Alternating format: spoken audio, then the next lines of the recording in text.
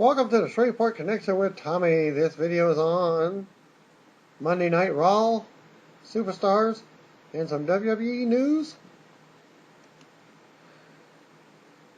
And as normal, some the news is first. And here we go. Alright, The Rock chased off a group of burglars at their Fast 6 taping for the movie. They were trying to steal some of the expensive movie equipment on the set of his new movie Fast 6 in London. When asked if the story was true via Twitter, Rock replied, "I plead the fifth." But on Raw tonight, they announced the same thing.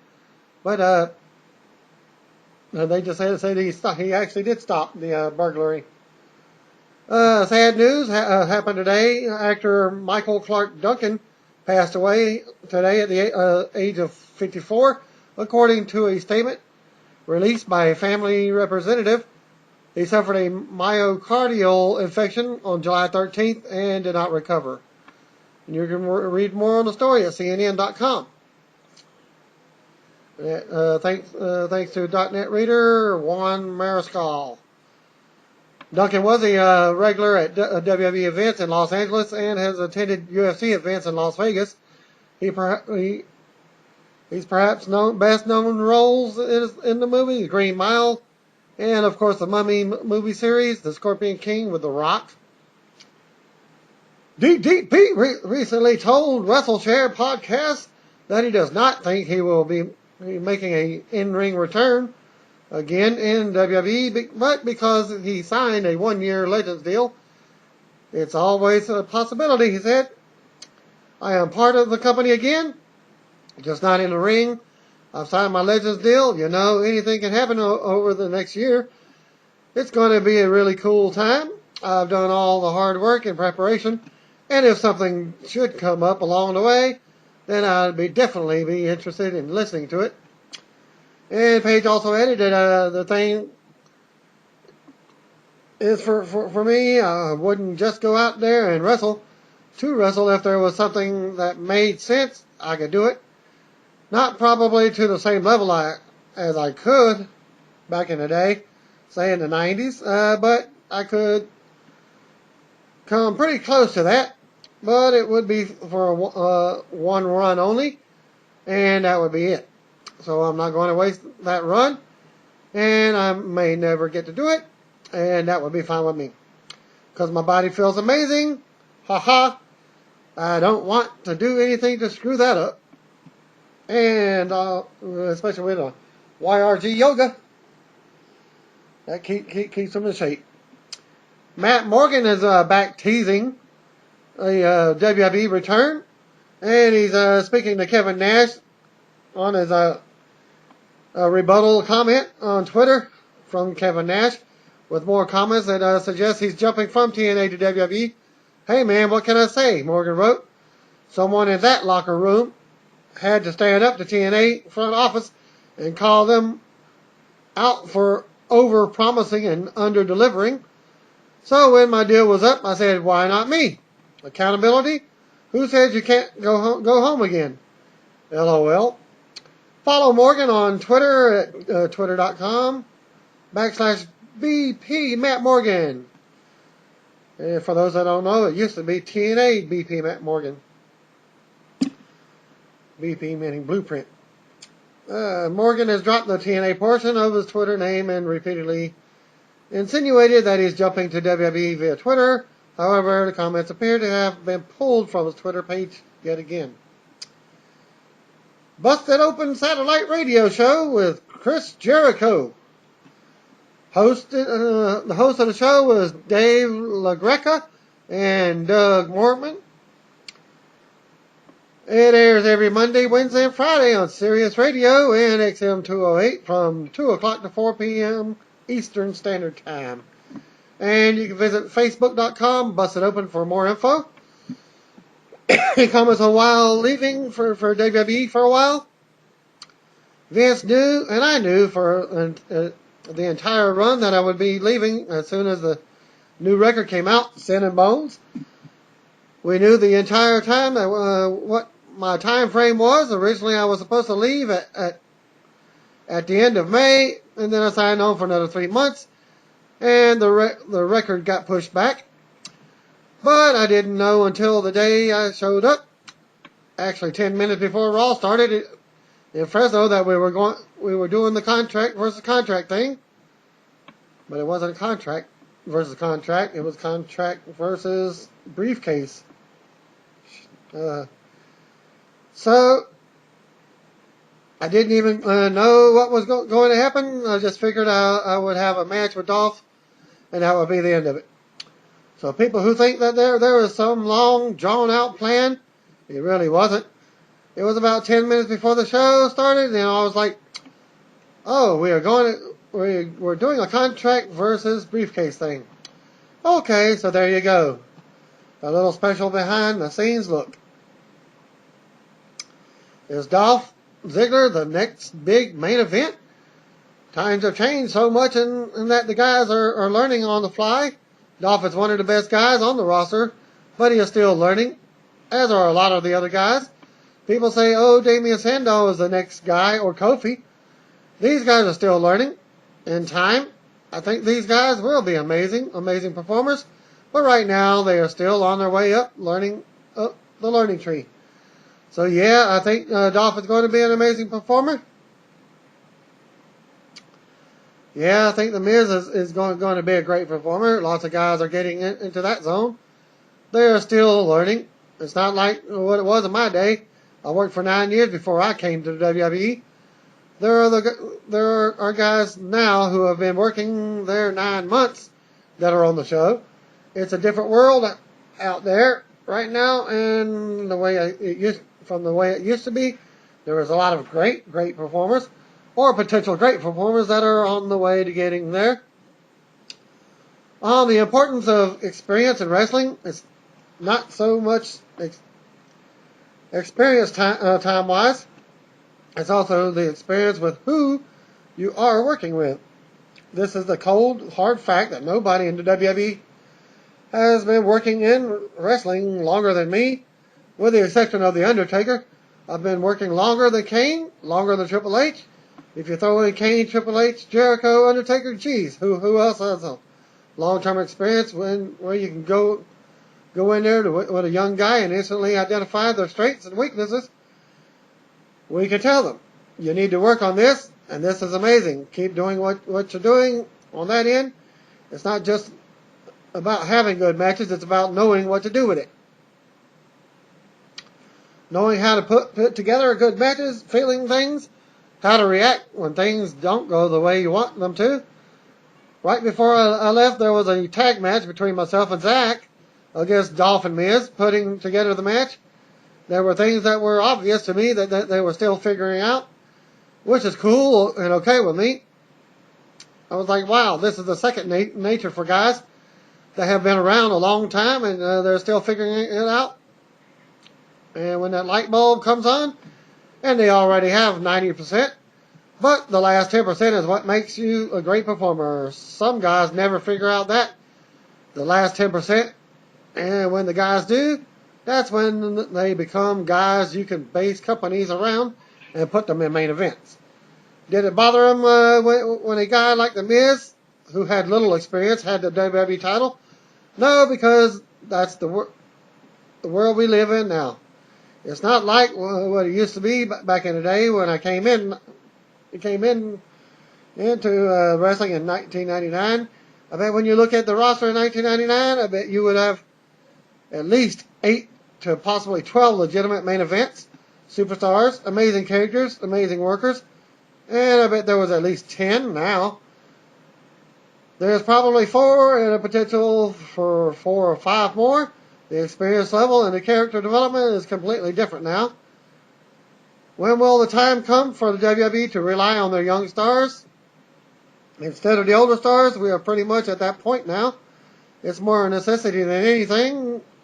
When Daniel Bryan first came in a couple of years ago, you saw the evolution of the character. He came in as like the NXT nobody, then gets fired and then comes back as a nerd, and is a vegan. The vegan thing came about because Vince hates vegans. Vince would say, how could you not eat steak?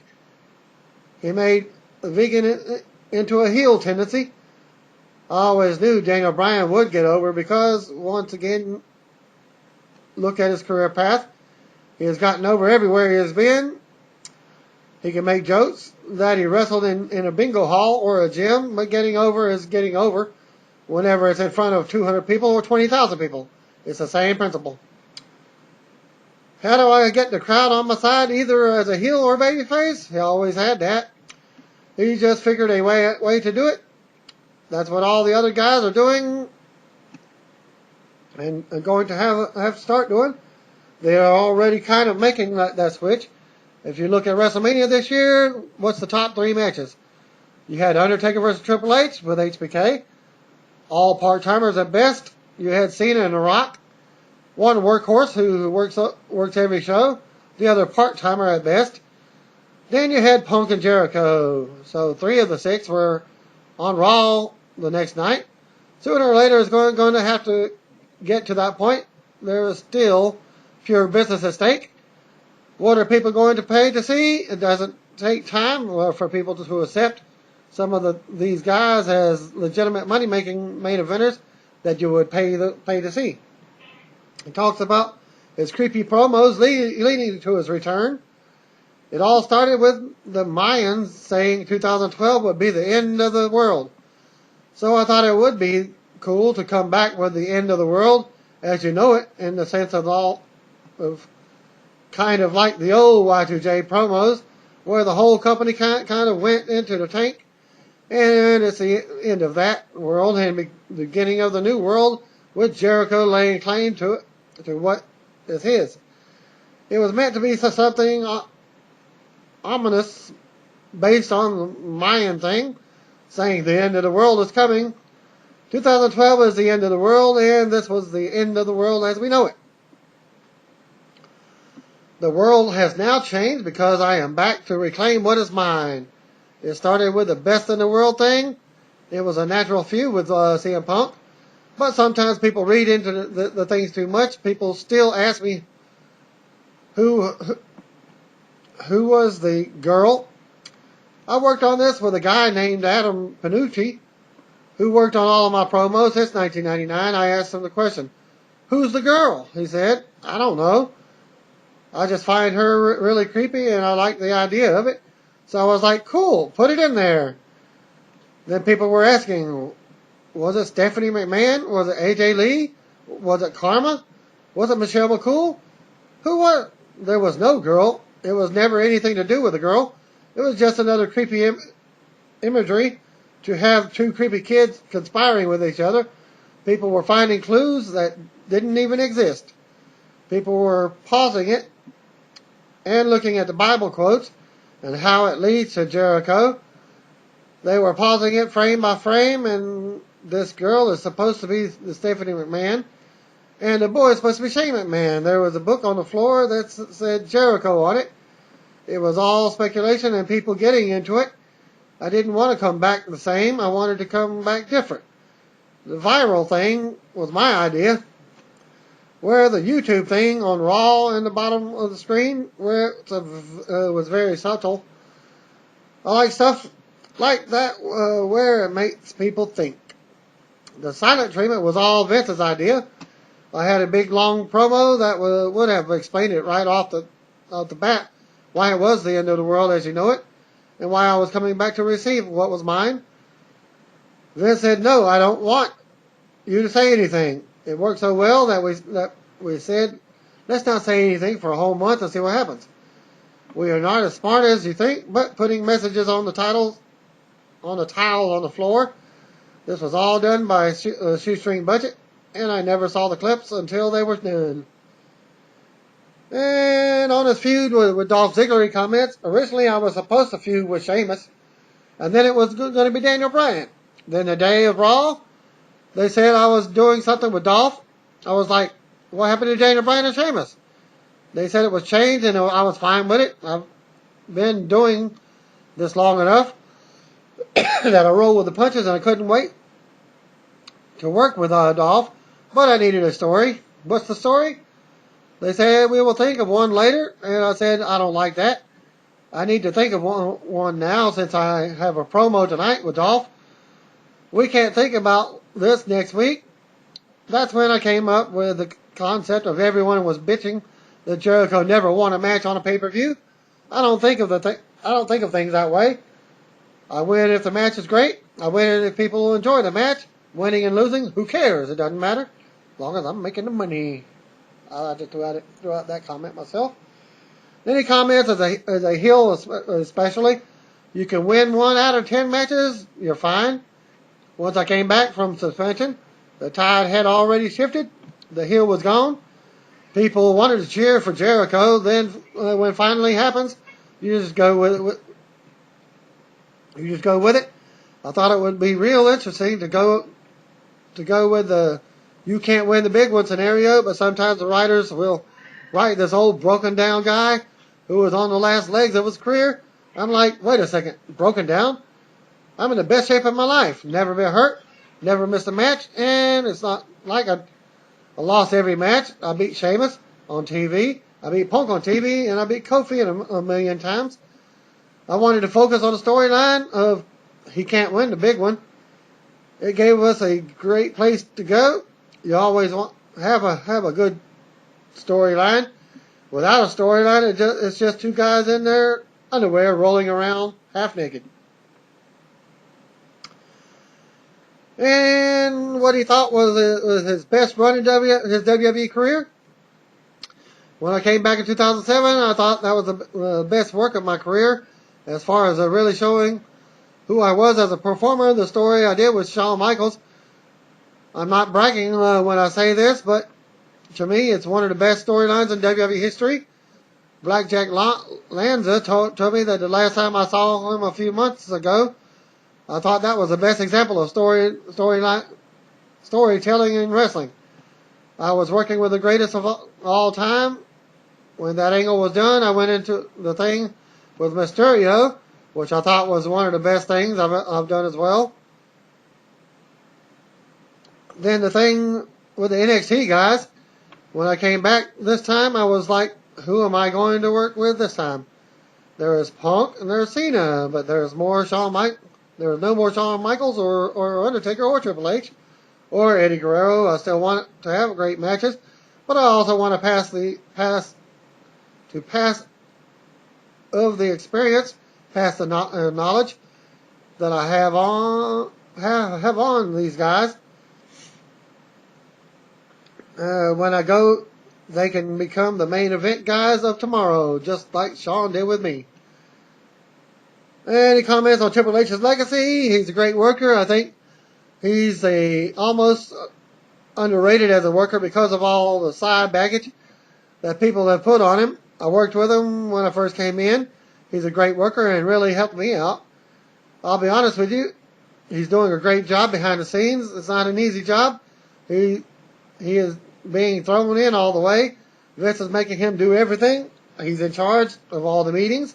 He's in charge of all the side projects. And I think what people forget is the Attitude Era was a lifetime ago. And he talks about starting being y2j again. A lot of people didn't know who that was. That was 10 years ago. There are a lot of new fans and new kids watching, along with girls, and new people just starting to watch 3 or 4 years ago. So they don't know the legacy of Triple H. The "you tapped out" chance at SummerSlam was not what they wanted, but his legacy to me was one of the best workers that was in the company, and he is going to be the guy to take the company to the next level in the next 10 to 20 years.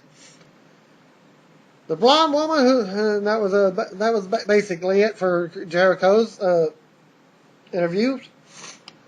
The blonde woman who participated in anger management classes on last Monday's Raw has been identified as well as this week's as Jenny Alford, who teamed with the .net member Sean Valentino on reality gross out show called Fear Factor. Thanks to Sean for sending in the screen caps. WWE superstar Drew McIntyre noted via Twitter's question and answer before Raw tonight that he is injured and will be out of action for a couple of weeks. Damian Sandow versus Alex Riley we're in tag team action this tonight with the tag team champions Kofi Kingston and R-Truth versus Primo and Epico was also taped in Chicago to air on this week's Superstars. The late Bam Bam Bigelow would have been 51 years old on Saturday. He was born September 1st, 1961. He died January 19th, 2007 to a drug overdose. I was wanting to know myself. Well, I finally did some digging and found out what he died of. The late Ted Beatty, formerly known as Rocco Rock, would have been 59. On Saturday, he was born September 1st, 1953. He died September 21st, 2002, following a heart attack at the age of 49. He was best known for his work with Public Enemy with the late tag partner Johnny Grunge.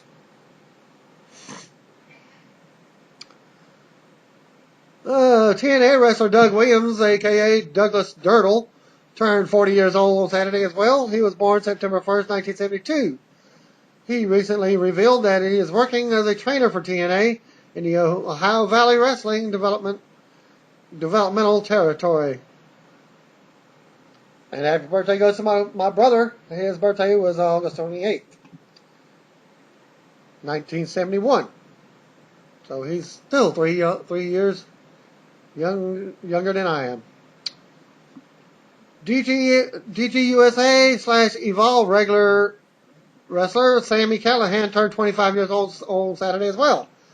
He was born September 21st, 1987. Well, 87 is when I graduated high school. Former WWE wrestler Deuce, from the Deuce and Domino tag team. The real name is James Ryer Jr., turned 41 years old on Saturday. He was born September 1st, 1971 as well. He worked as part of the, like I said, already Deuce and Domino tag team. And is the son of WWE Hall of Famer Jimmy Superfly Snuka. Adopted son.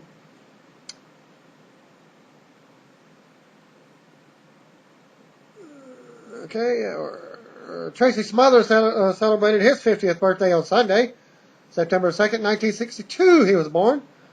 Former WWE wrestler Joe E. Legend, a.k.a. Just Joe, turned 43 on Sunday. He was born September 2nd, 1969. I'm 1 year older. Ring of Honor wrestler T.J. Perkins turned 28 on Sunday. He was born September 2nd,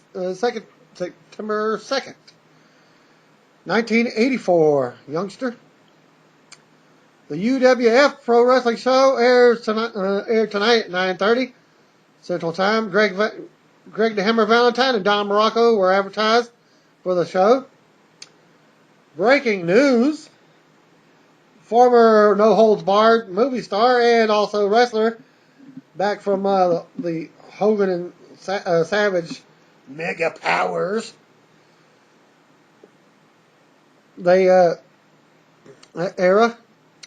Tommy Tiny Lister, who played Zeus in the WWE film No Holds Barred, had pled guilty to federal mortgage fraud charges that led to $3.8 million in losses for the lenders he defrauded. Lister faces up to 5 years in prison for his crimes. And you can read more at TMZ.com. Well, $3.8 million? You would think someone would catch on before the number got to that level. Lister made a lot of money over the years between wrestling gigs and playing Debo in the Friday series. It's a shame that that this was what his life became. Don't expect this to change the marketing for No Holds Barred, as this can't be new charges if he's already worked out the plea. Or at least, I wouldn't think so. WWE has reportedly suspended Cameron, a.k.a. Arian Andrew, Yeah, you know, they wanted to flunk kits, and that's probably why they they worked on Raw tonight. And a report came from Dave Meltzer from the Wrestling Observer. It reports that she has been suspended for 15 days and will be eligible to return on September 14th. The suspension comes after WWE learned that she was arrested and charged with DUI last week. Well, a week before Friday or Saturday.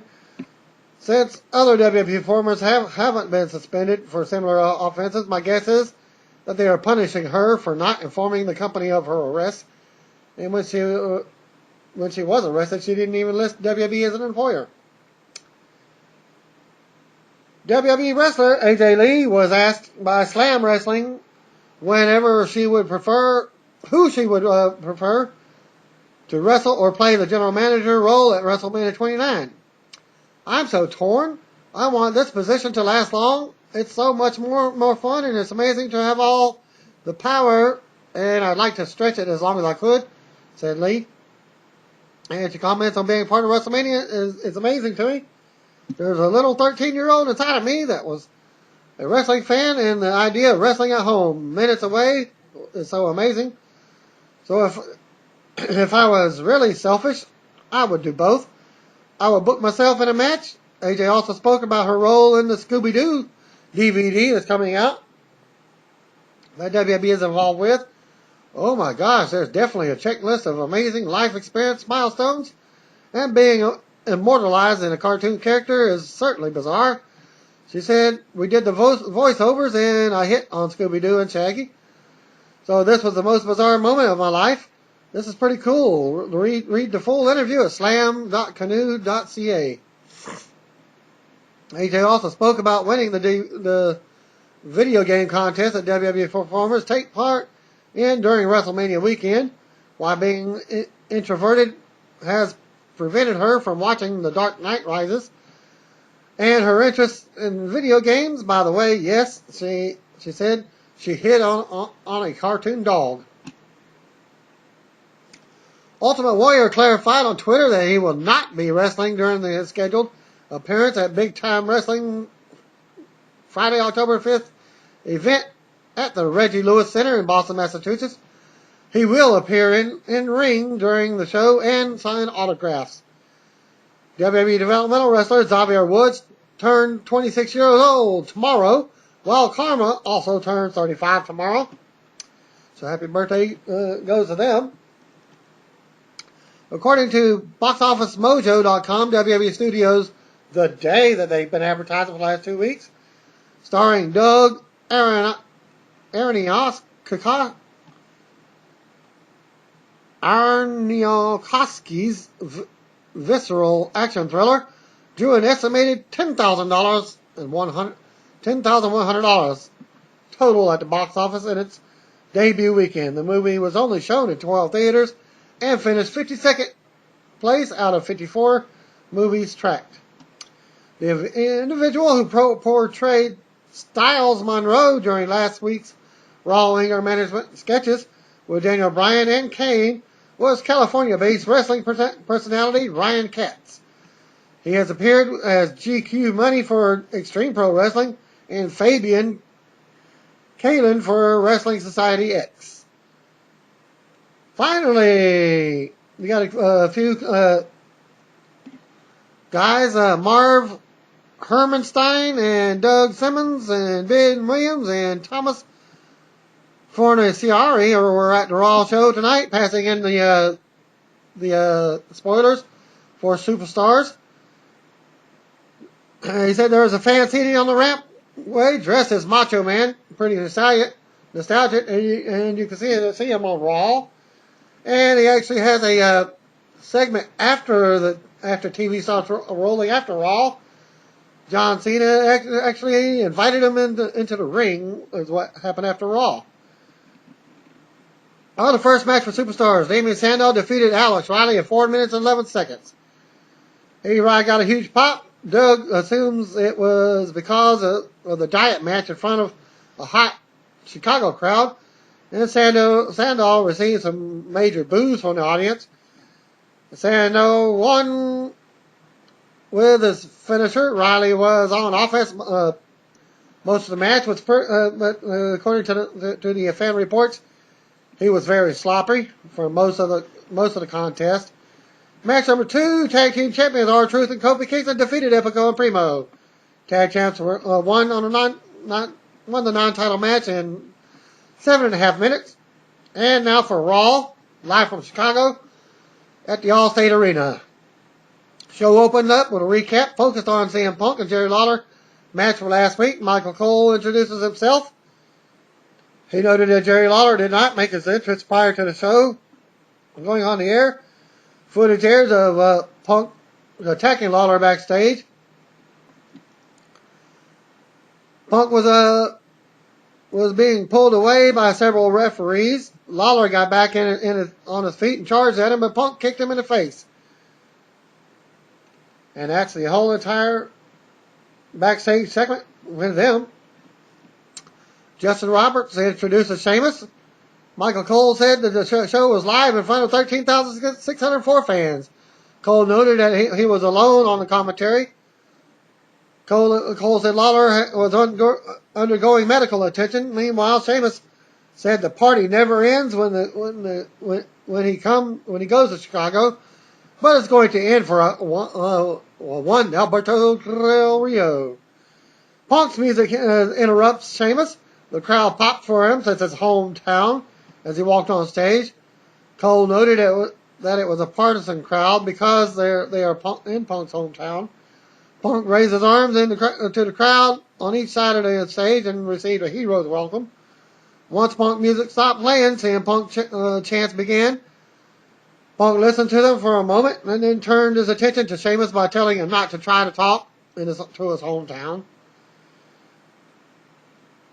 They can't relate to a guy like you, Punk said. They can relate to a guy like me because I'm from here. Punk acknowledged the footage of him beating up Lawler. He said the cameras didn't catch Lawler attacking him from behind this week.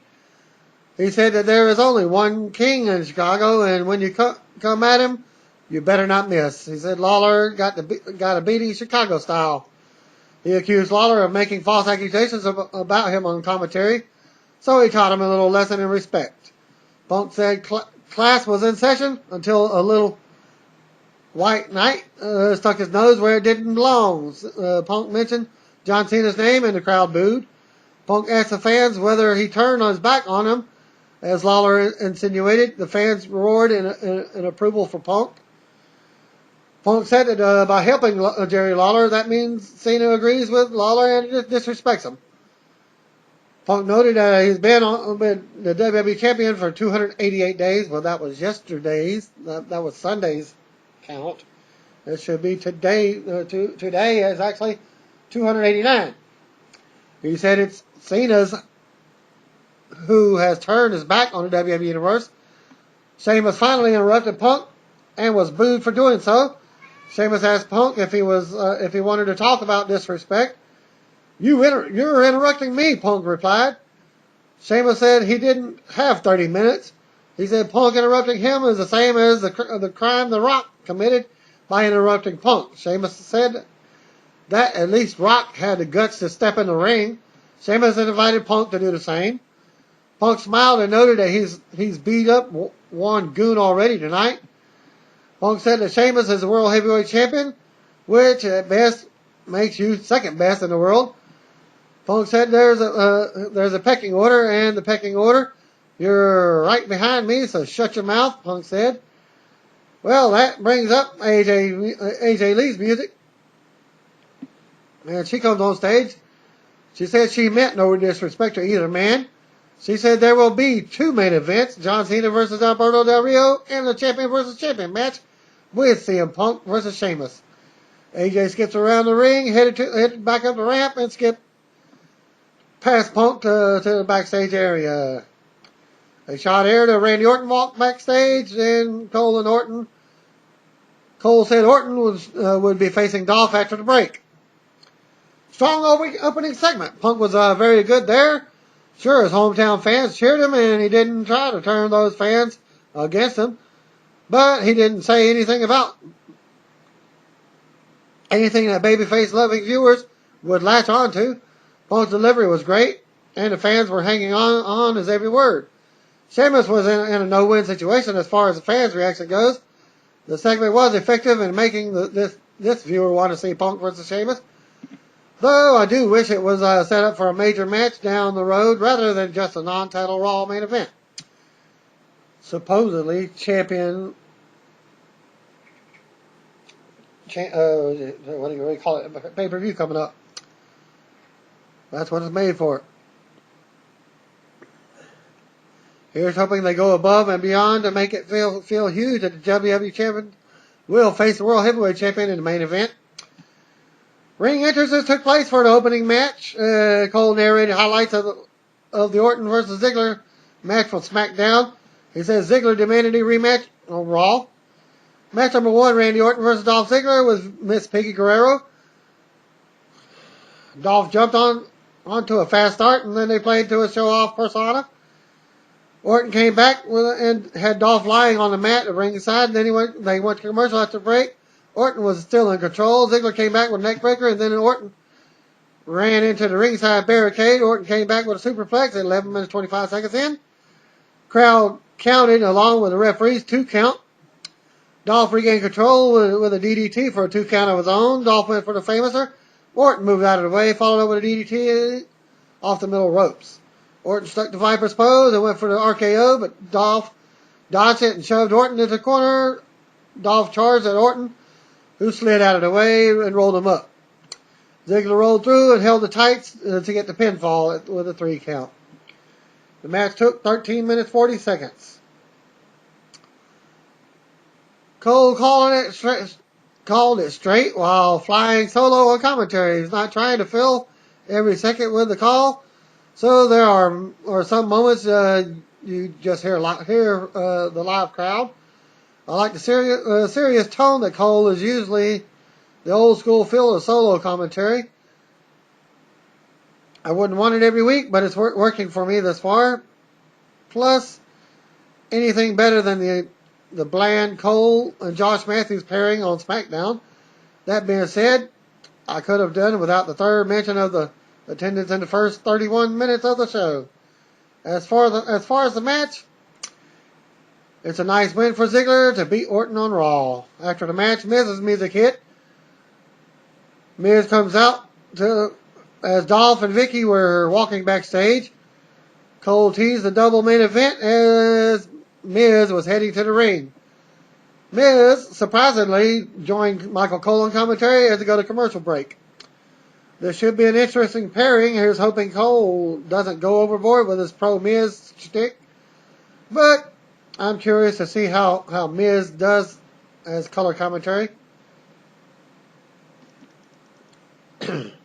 Cole and Miz spoke briefly at the desk. Cole set up the latest anger management therapy video. The therapist asked the group to show off their collages. Daniel Bryan was first. He held up a piece of paper that had yes and no written all over it. Or actually pasted, like little kids stuff. He said he can't take back and forth with the fans. Well, Kane was up next. He held up a blank piece of paper. The therapist asked if that's how Kane feels, which is blank inside. Kane asked if he wanted to see how he feels inside. Kane stood up and then threw the piece of paper into the trash. And he does his little... as the trash can explodes. You know how it does it in the rain? Kaboom! Scares half the people there. And they just sat back down. Okay. And of course the explosion came out of the trash can. And Daniel Bryan says, teach his pet. It's like a show off. The shot aired of Sin Cara walking backstage. He walked to Rey Mysterio as he was like tying his boots as they shook hands, getting set for the match, going to the ring. Cole said they would be teaming up during the show. Footage aired of Sin Cara and Mysterio getting the better of Cody Rhodes from last week. Cole and Cole said Mysterio and Sin Cara would team for the first time ever after the break. I guess they aren't counting the 6-man tag match from Raw 1000 when they teamed with Sheamus and beat Ziggler, Del Rio, and Chris Jericho. Match number 2, Rey Mysterio and Sin Cara versus Cody Rhodes and Tensai with Sakamoto. Get this. After the match, guess what? No beating. Cole pimped a WWE article in which Sin Cara explained why they wear masks. Miz said that they can keep the mask. He said he likes to show his face because he gets free stuff that way. Cole said that they had a standoff in the ring. They cut to a break 35 seconds into the match. Coleslaw said Lawler would not be able to return to commentary because he was having chest problems and issues breathing. They went right back to calling the match. Cole later added that Sheamus vs. Punk was coming up next. At 7 minutes in the match, Ray hits the 619 on Tensai, and then Sin Cara followed up with a missile drop kick. Cody cuts Mysterio off to get a 2 count. Ray comes back with a 619. Ray tried to tag in Sin Cara while both were standing outside the ropes, but the referees did not allow it. And Ray just immediately steps in the ring and tags his partner in the ring, who hits a swanton off the top rope for the win. And that match took 7 minutes 50 seconds, and after the match, nothing happened. No, Tensai did not beat up Sakamoto again. I like the referee, the way the referee insisted they make a legal tag. It would have been easy to let that slide, but not very many people notice anymore. But he did the right thing. I suppose it's possible that it was by design to get something up for the future, but it looked like the ref was just enforcing the rules. And another anger management segment. It was a time for trust falls. Bryan had to fall backwards and Kane would catch him. I will? Kane asked. Funny spot. Bryan fell and Kane did catch him. Then shoved him back to his feet. The therapist asked Bryan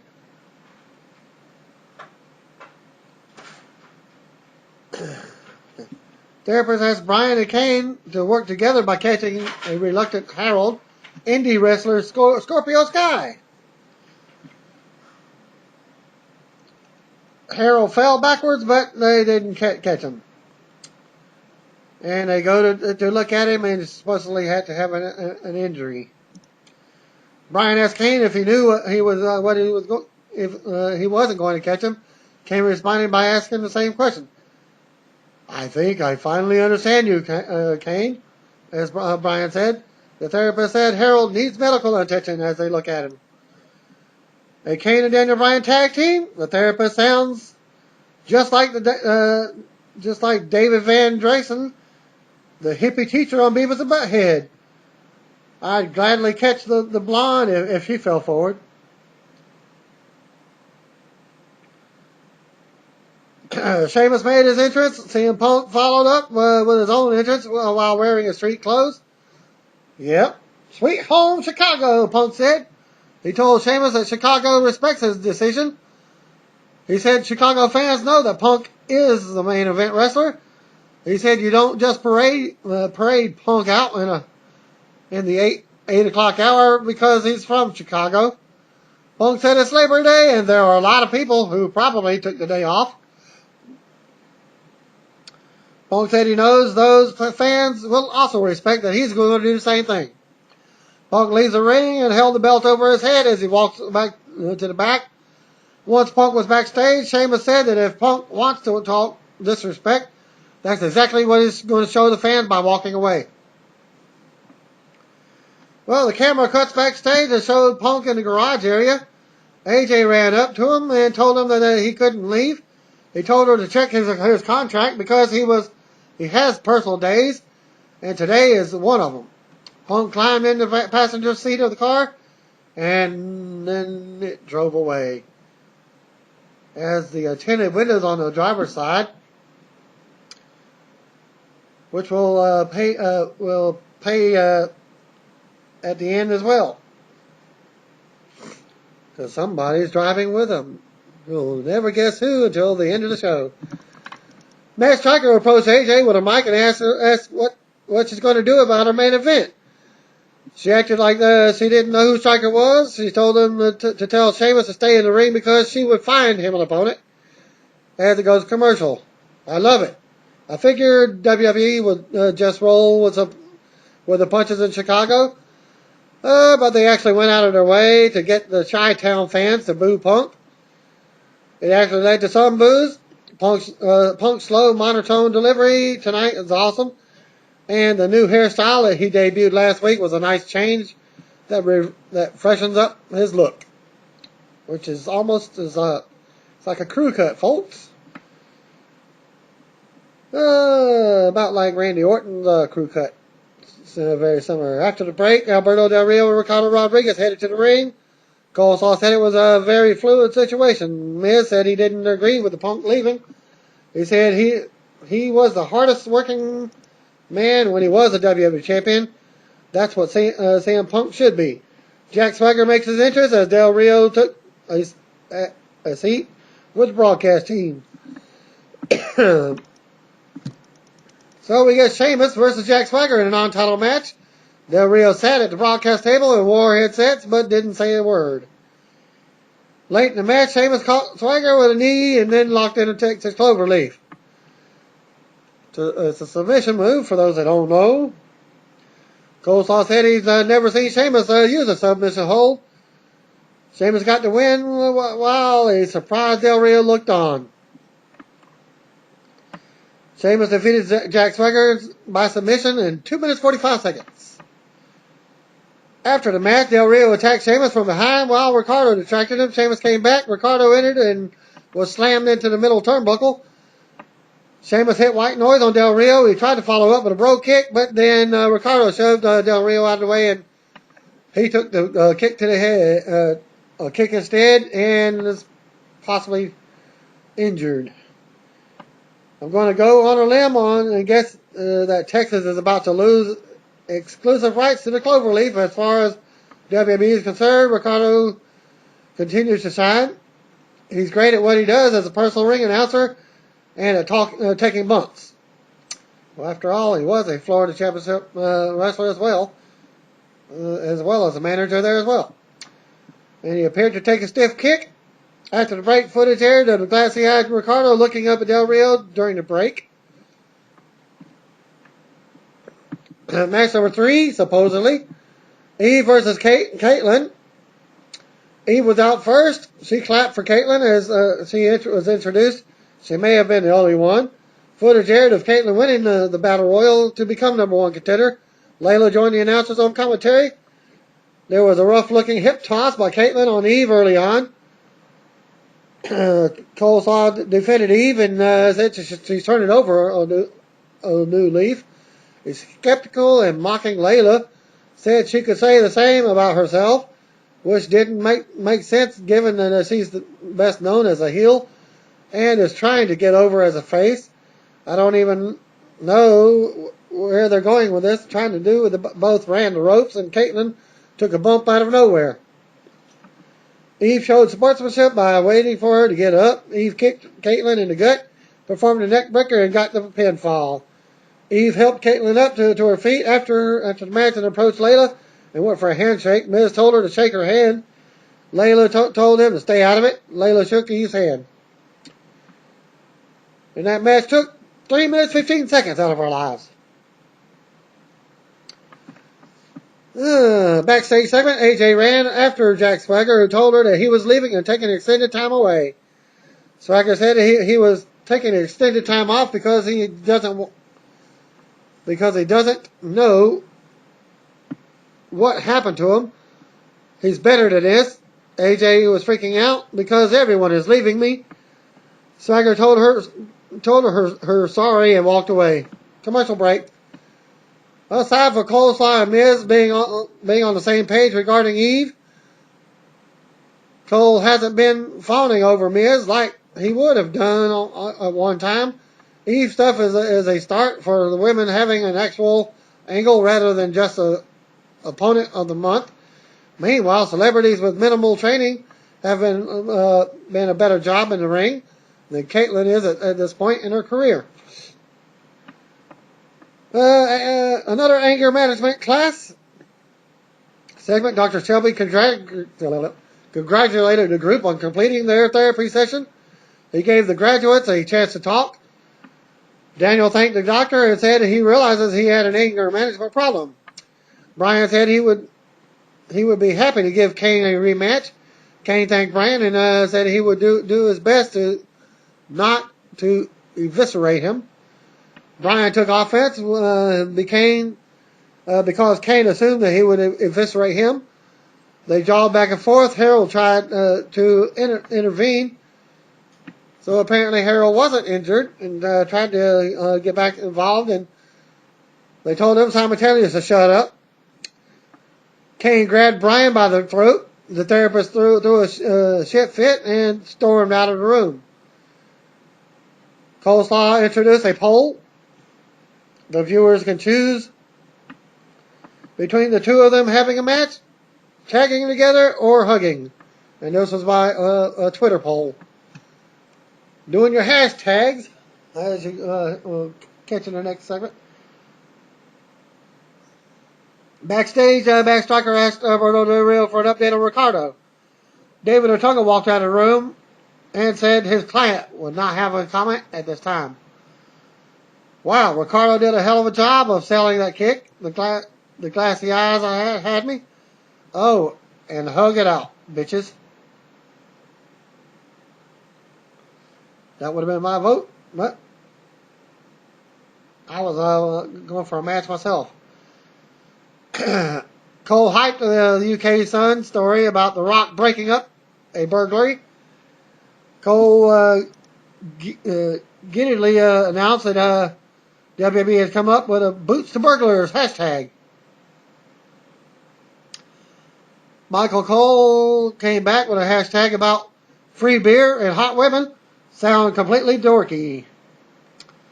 Match number 4 during the second hour. Ryback versus Jinder Mahal. Goldberg chant started early and ended quickly. Miz compared himself to Shawn Michaels and Chris Jericho on commentary. The Phoebe Moore chant started up and ended. Ryback hits the finisher for the win and led another Phoebe Moore chant. And the match took 2 minutes and 10 seconds out of our lives. Will someone feed this guy more? Watching him beat the shit out of Jinder Mahal every week is less exciting than watching him do the same to Tyler Rex and Kurt Hawkins. Hell, I miss the Jobbers. Hell, that was a great tag team as well. But Tyler Rex was missing his family life, so he asked for his release. Announcers looked at the new WWE app on Android and Apple. The announcers pimped some Kevin Rudolph collaboration with a bunch of other guys. I don't listen to Night of Champions theme. Backstage segment, AJ told Matt Striker to go tell John Cena and Alberto Del Rio that their match is a Falls Count Anywhere match. Daniel Bryan makes his entrance. He tried to keep his cool while the fans chanted yes at him. Kane made his entrance. The footage aired of Del Rio beating Kane on SmackDown, which led to Kane beating up Josh Matthews again. This isn't nearly as cool as Tensai beating the hell out of Scott Sakamoto, though I do enjoy watching Matthews get his ass kicked. I mean, he's a small guy. He's a trained wrestler. For those that don't remember, he was a tough enough wrestler, or contestant. Especially if it means he's going to sell it by not calling matches in his weird hybrid role. Josh is fine as a play-by-play voice, but this hybrid crap has got to go. Hey, wait, the tag match loss didn't lead to a Sakamoto beating? Must be getting rid of the bullying finally. LOL. Coleslaw introduced the poll results. Hug It Out got the win with 55% of the vote. 45% of the voters voted suck. Kane and Brian weren't pleased by the poll results. That wasted about 10 minutes out of the segment, somewhat. Cole slated on commentary that they have to do it because it's the will of the fans. The live crowd chanted, "Hug it out, hug it out, hug it out." Funny Brian teasing hugging Kane, then yelled no. He tried to keep his cool, and they bumped chests instead. The fans booed. Brian hugged Kane, but Kane did not reciprocate. "You didn't hug me," Brian yelled. Kane finally complied, however. Miz said they must hug one another at the same time. Cole saw a question how in the hell he knows the rules to this. Funny, sure enough. That's what the referee wanted. They complied and the crowd roared.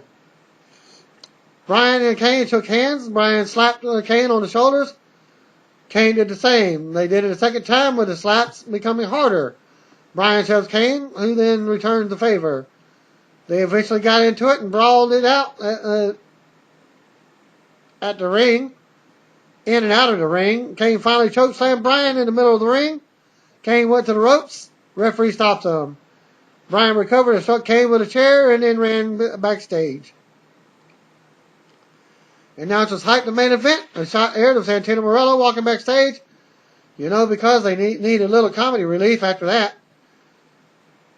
Coleslaw said the U.S. title match between Santino and Antonio Cesaro was up next. Commercial break. If this is what stemmed from a hug, thank God that they didn't snuggle.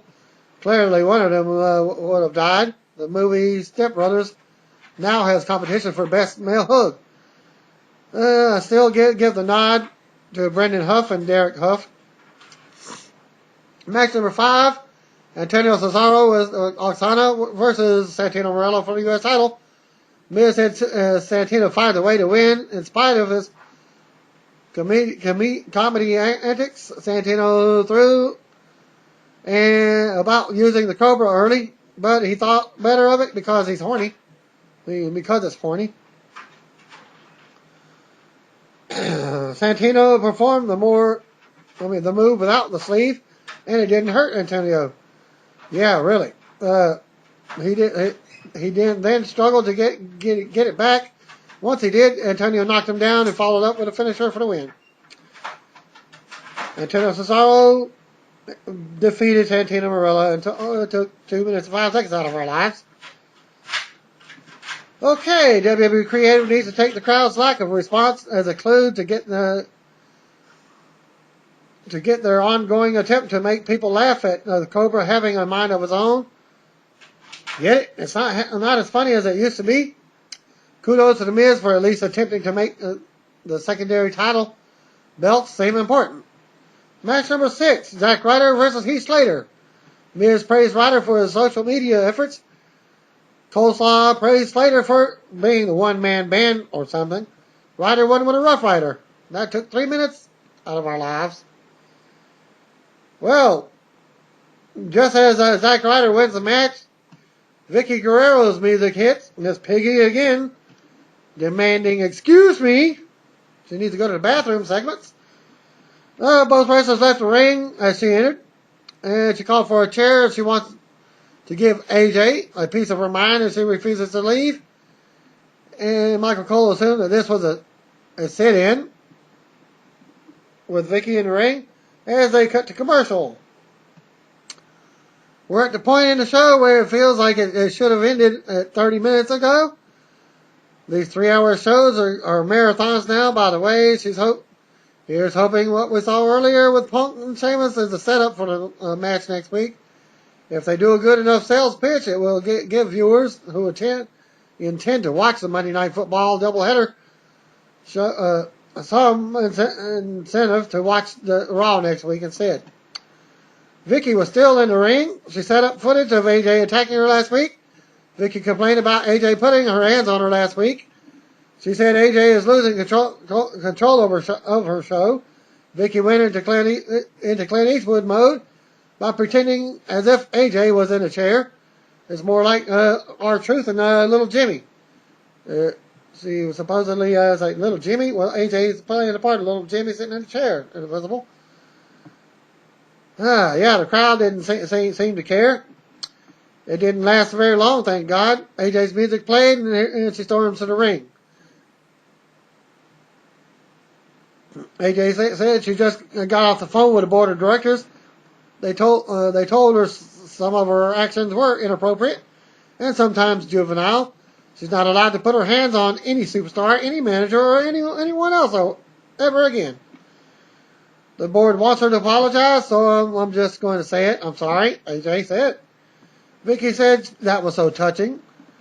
She asked AJ if she was apologizing because she is an inept general manager or apologizing to her personally. She continued to twist the knife.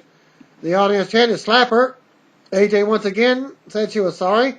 The fans booed. Vicky laughed again and said that was pathetic. It was so predictable. I knew that was coming. Pathetic. She told AJ to apologize and make it mean something.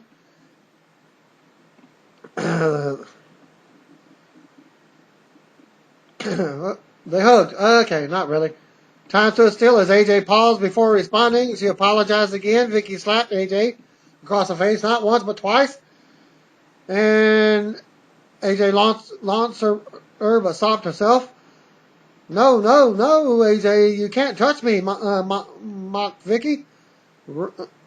Rinse and repeat with Vicky slapping AJ again. Vicky cackled and skipped poorly to the ramp. AJ had a temper tantrum. She slammed the chair on the mat. I thought she was going to bang her head as crazy as she is. Oops, I better not say nothing. I might get slapped with a chair myself. One of the announcers said it looked like AJ was having a nervous breakdown as they couldn't go to commercial. Wow, that was awful. I guess the fans are supposed to be dying to see AJ attack Vicky, but the slapper chant was more playful than the fans really being anxious to actually see it. The crowd was dead by the end of the segment for a good reason. For what it's worth, I think AJ would be a great heel. She could be a babyface underdog type, but because of her size, if the Divas division meant something. But I think she makes it better as a heel in her current role. Either way, I don't think the fans know whether they are supposed to cheer or boo for her. I guess a feud with Vicky will steer them in the babyface direction. And a video recaps Punk announcing that he was taking the night off and then informing AJ that he was leaving. Dear heavyset girl behind the announcer table, the Phoebe Moore t-shirt was not a wise choice. Ring entrances for the main event took place. Cena came out to booze and said something into the camera. Del Rio drove a sports car inside the arena.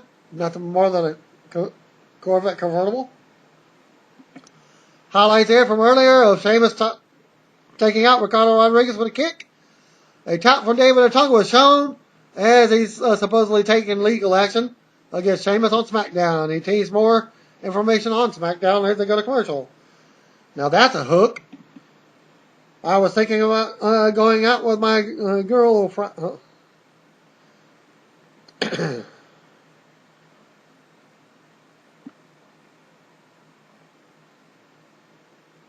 Okay, so we get match number 7, John Cena versus Alberto Del Rio, the Falls Count Anywhere match. Match was joined already in progress after commercial break.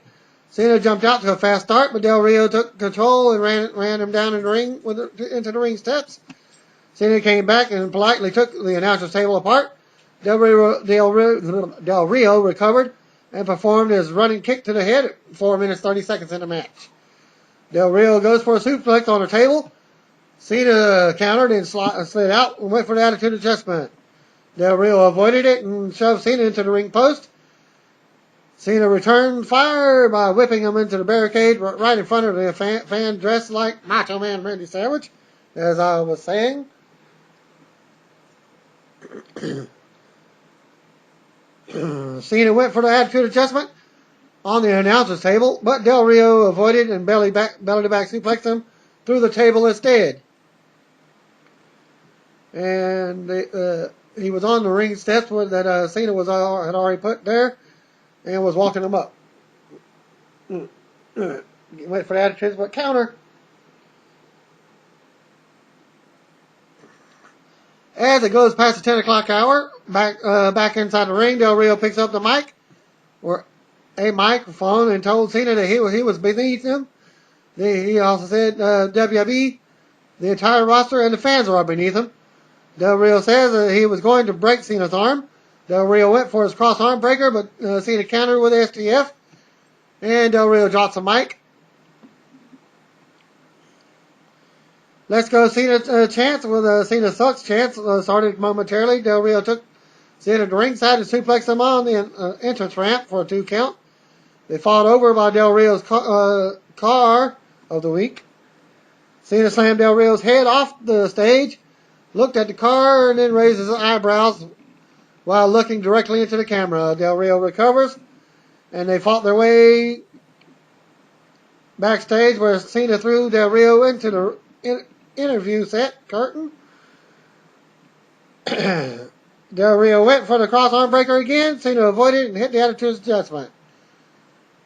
Just as he's checking on there was like a small little setup box area where he gave him the Attitude Adjustment. And just as he turns around, Punk shows up from out of nowhere, catches Cena with a kick. Punk mocks Cena with a "You can't see me" chant routine. And then put drug Del Rio on top of Cena for the 1, 2, 3. Punk hoisted up Cena and dropped him with a GTS instead of catching Cena with a knee. He dropped Cena on the hood of a car as part of the GTS. The car pulled forward and Paul Heyman stuck his head out with the driver's side looking at him out of the window before driving off. And the match took 12 minutes 30 seconds out of our lives. And yeah, that ended the show. Punk and Heyman together.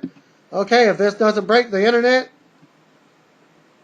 then it clearly is an unstoppable force that will someday revolt and kill us all. Cena and Del Rio worked their asses off during the main event. The match was overshadowed by the shot of Heyman driving Punk out of the building. But they really deserve credit for the effort they put forth. The Punk-Heyman alliance will be interesting, and it would seem to indicate that Heyman's role has increased beyond his work with Brock Lesnar. Overall, this felt like a marathon, and I'm very curious to see what type of effect it has on the fans and the NFL watch next Raw once Monday Night Football returns. You have to wonder whether people would watch the game live and Raw on DVR will find themselves speeding through anything that doesn't look appealing. The Night of Champions hype left a lot to be desired. They haven't created a feeling that Punk versus Cena is a mega main event. I love the Heyman twist tonight. That was a surprise. But they have to make this match feel more important considering the wrestlers involved. I have more to say on tomorrow night whenever I do the SmackDown and what have you. And I'll give what happened after Raw for on tomorrow night's videos. This video took over an hour and 8 minutes. To apologize. Thanks for viewing. Peace out.